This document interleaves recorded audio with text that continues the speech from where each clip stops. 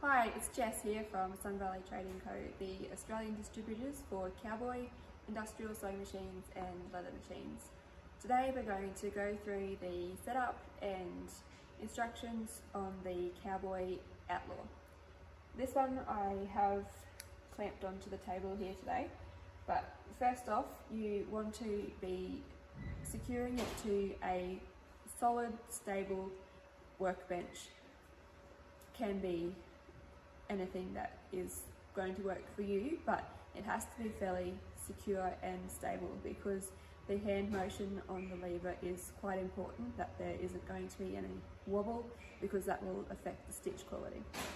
It does come with 4 bolts for attaching it to your workbench. Then we put the lever on,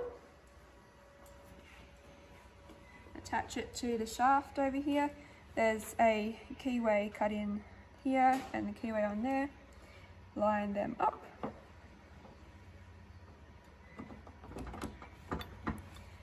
And then tighten up this locking screw. So this on the hand lever, this brake type lever, is for lifting the presser foot. If you squeeze that, the foot comes up over here. So if you've bought your machine from me, it will come with thread in it and a sample patch of sewing. So to remove that, you just lift the foot with the lever and pull it out and then snip the threads off.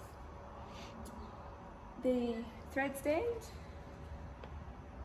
comes with the machine, and these 2 chrome silver bolts are used on it. We attach one screw in here up into the base of the stand.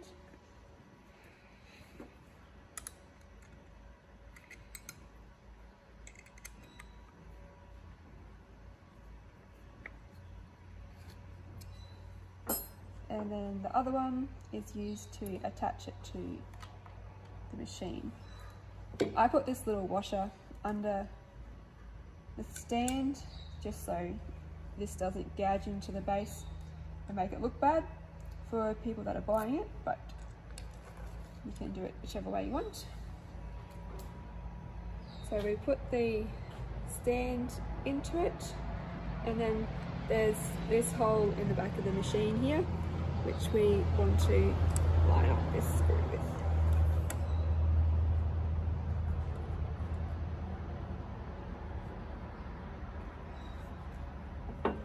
This part is a little bit tricky, and it is important to get the angle of this arm so that when the thread comes off the cone here and through this hole and then back down here, that it's on a smooth sort of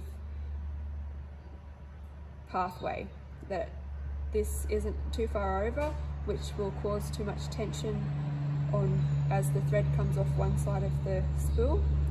Just sort of a little bit to the right hand side, and we tighten this up, and it will want to move as we tighten the screw, so we just got to sort of hold it there.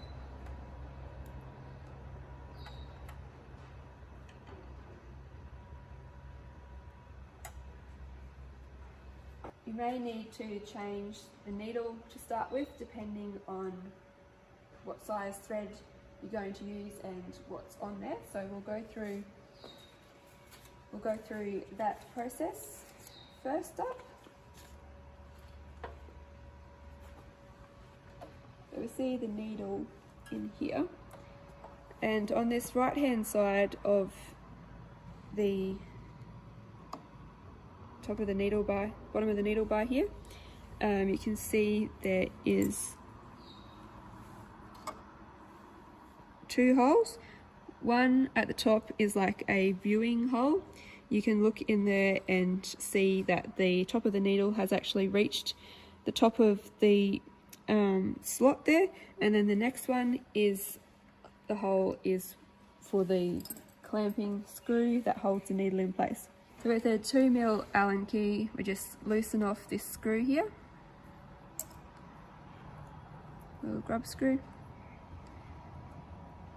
It is a tiny little grub screw, so one of those ones that's pretty easy to lose, but 2 spares actually do come with the machine. This just takes a little bit of jiggling to get the needle to come out,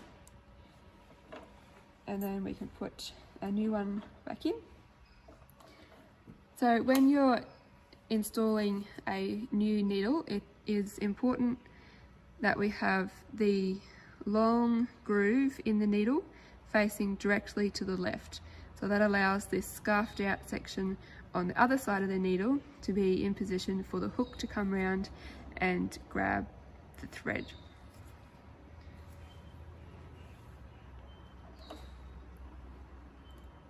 So poke the needle down into the hole in the presser foot first, and then put the other end up into the needle bar. And make sure we have the long groove facing to the left. And then we can get our Allen key and tighten up this screw to lock it in place. Just be careful, like notice that you have pushed it as far in as you can. Also, when you're removing a needle, sometimes they can get a bit tight in there, and if that happens, just get a pair of pliers, little pair of pliers, and just sort of wriggle it a bit. You can pull or wriggle, but don't pull it sideways, because then it may snap and you'll end up with a stub of a needle in there, which won't be so good. But you can twist it and wriggle it out. So then we'll go on to threading.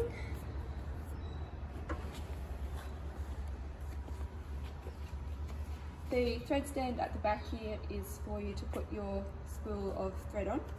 These big spools of the really thick thread don't fit on there all that well. Well, they do fit on there, but the problem is that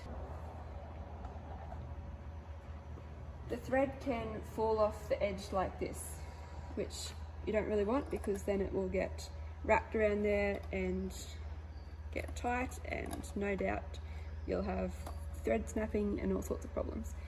So one of the fixes for that is just to put something over the top of there that will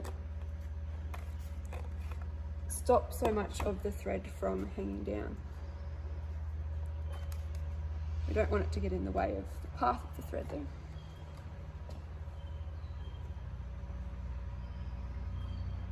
Other things you can do for this problem of the thread falling down on the sides, it's only really if you have one of these big base spools, but you can put fish netting or something like that over the needle, or a stocking over the thread spool to stop the thread from falling down the sides. So then for threading up, we put the end of the thread through a little hole in the arm here, then we go down here, we go out through this hole, and then back around there.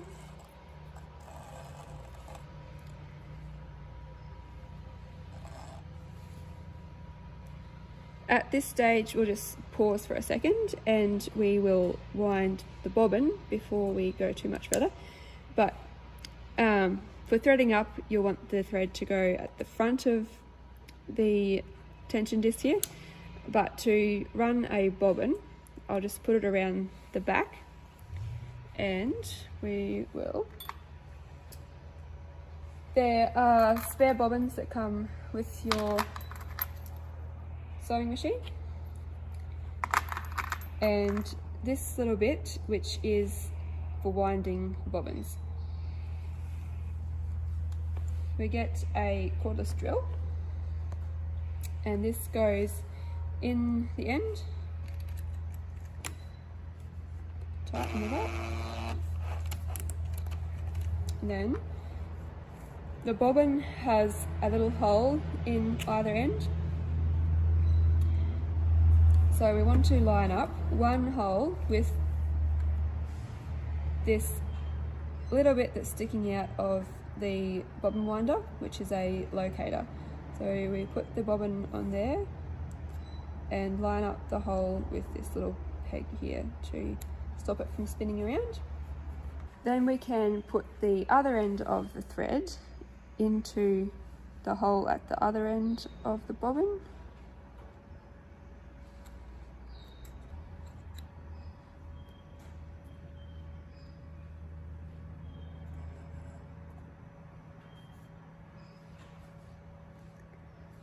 And then we can just start running the drill, which will spin the bobbin.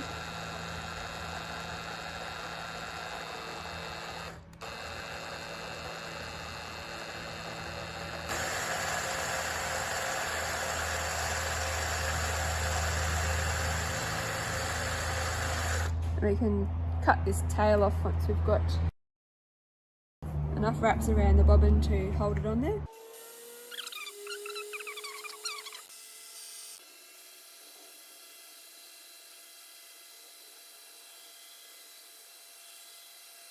So once we have a reasonable amount of thread on our bobbin, we can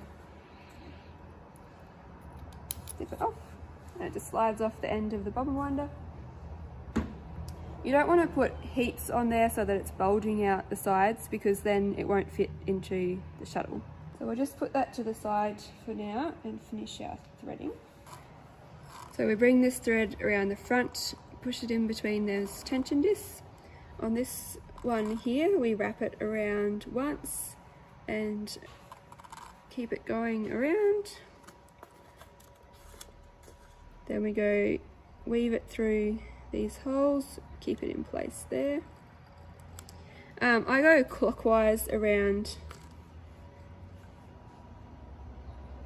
this tension disc clockwise. I think the manual actually says to go around there anti-clockwise, but my preference is clockwise because then as it's spinning around there is no risk of it actually loosening the tension disc. That's like this post is actually just screwed in there, so if we're going in a clockwise direction it's not going to be loosening it off by any chance. So then we weave it through over here again,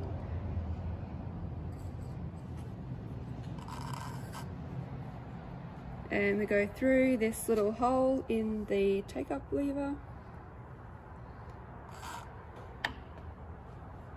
and then we go through this little tube over here,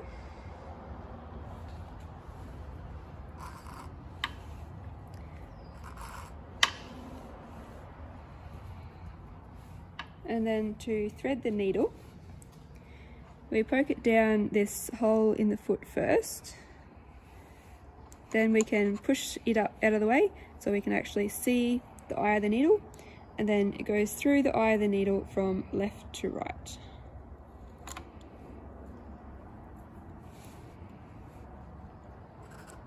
Just pull a bit of slack through. So we're using a bonded polyester in a metric 8 size today, which is a reasonably thick thread, about the thickest that I sell with this machine. And a 26 LR needle. So then for the bobbin we can just remove this cap on the end of the cylinder by turning it to the left, and it just pops off. And then to get at the bobbin there's this little spring tab here which you just press and the shuttle pops out. We can remove the bobbin that we don't want and install the bobbin that we wound before. So we want to put the bobbin in with the thread coming off and down here where the tension spring is, which will then have the bobbin unspooling in an anti-clockwise direction. Just pull it down there between. That's the tension spring which applies tension to this thread we'll go into tension adjustments later. Let me just pop that back in there. And to get the thread back up to the top, to get ready for sewing, lift the foot and we just keep a hold on this top tail of thread, hold on to that, and needle down, hook will grab the thread, go around and pull up our bobbin.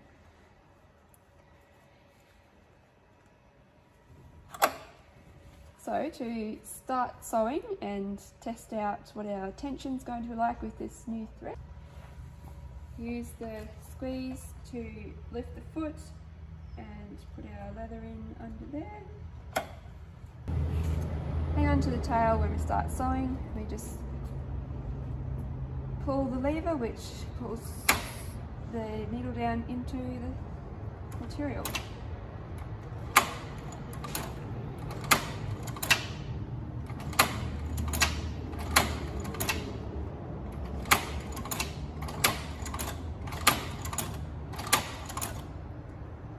We need to do it with a fairly smooth but reasonably forceful sort of movement on the lever.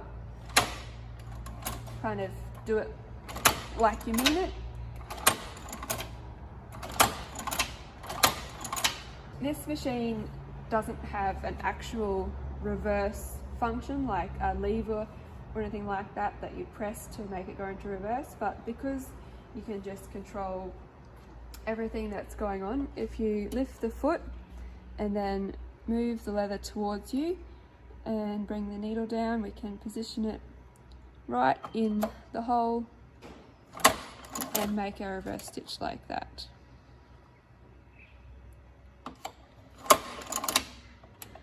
These stitches are on a slant, you might have noticed. That's because we're using the LR needle, which has a twist in the tip of the needle, which is the reason why it puts the stitches on a slant then, which is supposed to look a bit like hand sewing. You can also get needles for sewing in leather that will do a straight stitch, and there are other needles that have a different point, more of a cone shaped point, which are used for sewing webbing or canvas. Basically any product that's not leather, use those more cone shaped tip needles, and the needles for sewing leather have a chisel sort of tip on them. To adjust the stitch length, it's this dial on the front here. To reduce the stitch length, we turn it anti-clockwise, wind it out to make the stitch length shorter.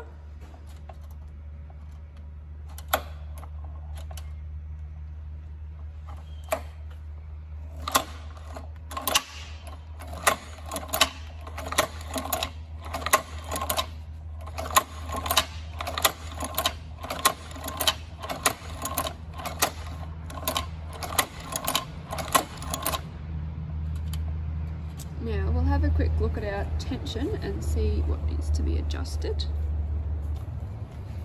on the underneath side here. So looks like the knots are getting pretty close to the bottom. They're not actually too bad. We can add a bit more tension on the top thread with these knobs on the springs at the top. If we turn them clockwise, we're increasing the tension on the top thread, and likewise if we turn them anti-clockwise, we're reducing the tension. So clockwise to add more tension. We'll see what that's like.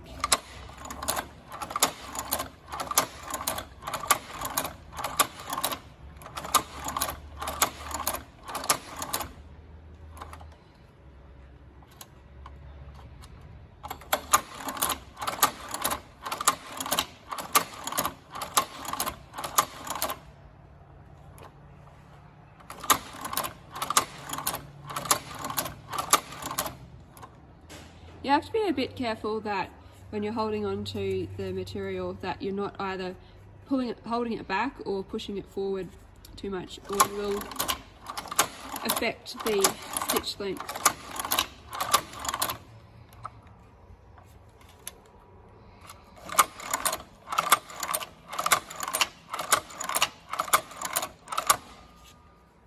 Now, we've still got the knots coming down to the bottom, so we might just loosen off the bottom tension. So the tension on the bobbin thread is adjusted here, but first we have to loosen off this screw over here, which is a locking screw. So we just loosen that off a little bit, and then we can adjust the tension here. So same here, if we turn it anti-clockwise, we're loosening the tension. If we go clockwise, we're increasing the tension. So if you're a little bit worried about adjusting the tension, which you don't really need to be, but if you're worried that you're going to stuff something up, you just remember how much you have turned it. So you can remember that you've turned it half a turn or something, then you can go back and reverse that, and you're back to where you started if it didn't work out the way you wanted it to. So we're just loosening this one off a little bit, and then we just have to tighten this one back up again, and then we can test it out.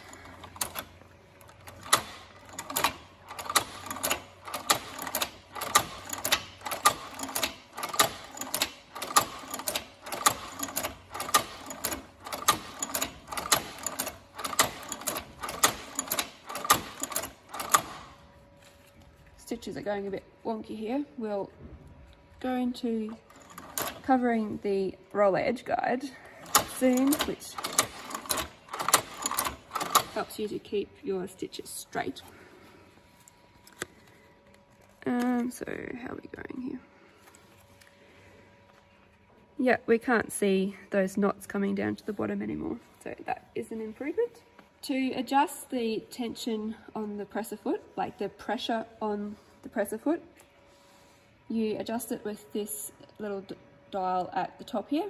To increase the presser foot tension, wind it clockwise, and to decrease the pressure in the presser foot, you turn it to left, anti-clockwise. Adjust the presser foot pressure to get a happy spot where there's enough pressure holding the material that you're getting a good feed through, and light enough that it's not creating unnecessary or unwanted marks pushing down into your leather. So I think this actually might need a little bit more pressure to be holding the material down to feed it through, but we'll just pull this out for now.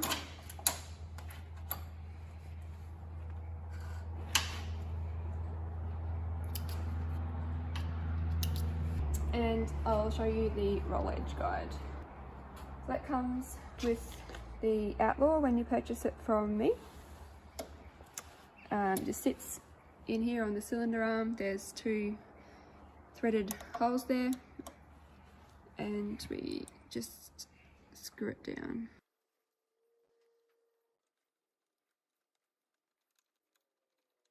So this works by loosening off this lock here. Slide it along the rails until you get the desired distance between the needle and the edge here, which will be the seam of what you're sewing. Then we just tighten up this nut here to lock it in position. You might have noticed that the presser foot lifts pretty high on this machine. That's about 18-19 millimeters high, and we can put this stack in there, which is about 15 millimeters.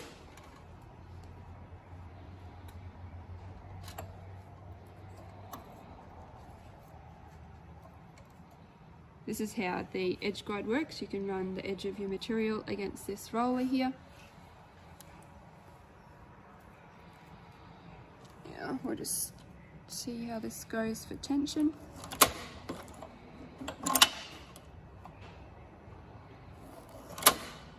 Might need some longer stitches in this thick material.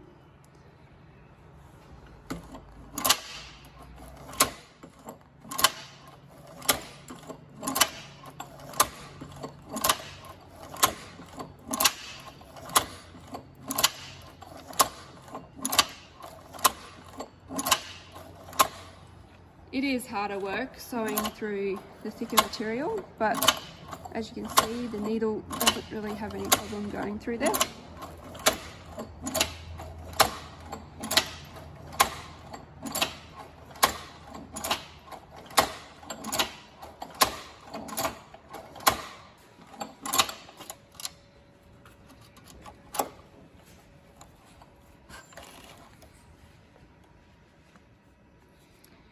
That was some thinner thread that I was using another day, but the stuff with the thick thread is what I did just now.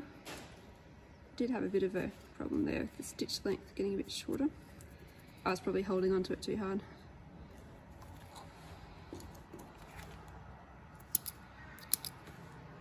And our tension is pretty good. Pressure might be a little bit too high on the presser foot. See, we're getting these lines here.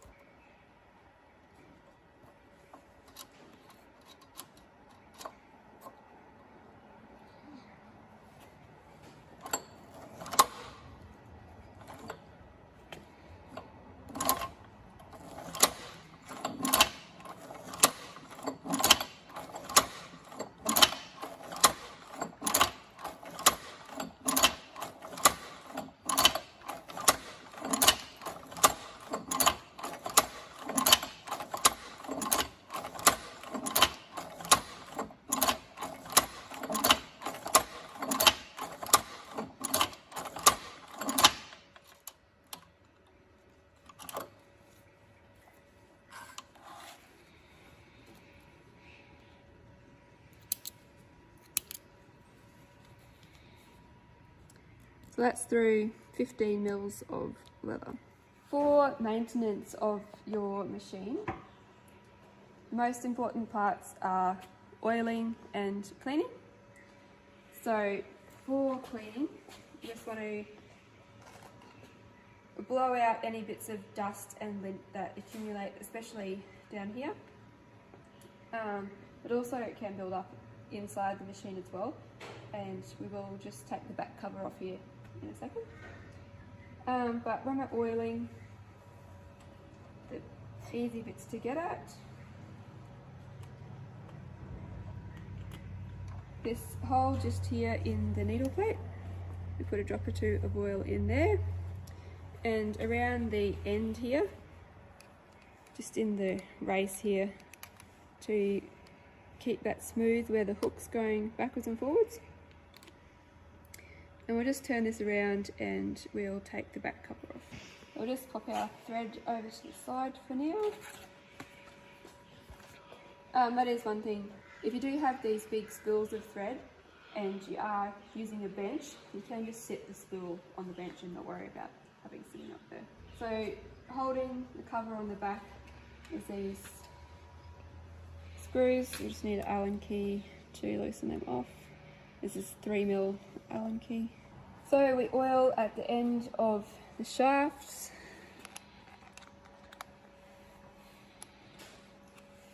And along the rack.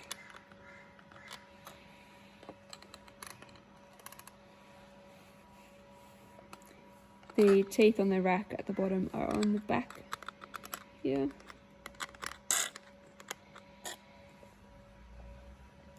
And we also put some oil down here for the presser foot. You do get a little bottle of oil come with your machine. So sewing machine oil, you can buy, I think you can buy Singer sewing machine oil from Woolworths actually. Or you can contact me if you need some more. I have it in little bottles, actually a bit bigger than that. I like that. So that covers the steps that you need to take when setting up your new Cowboy Outlaw and a few of the maintenance tasks that you will be required to carry out.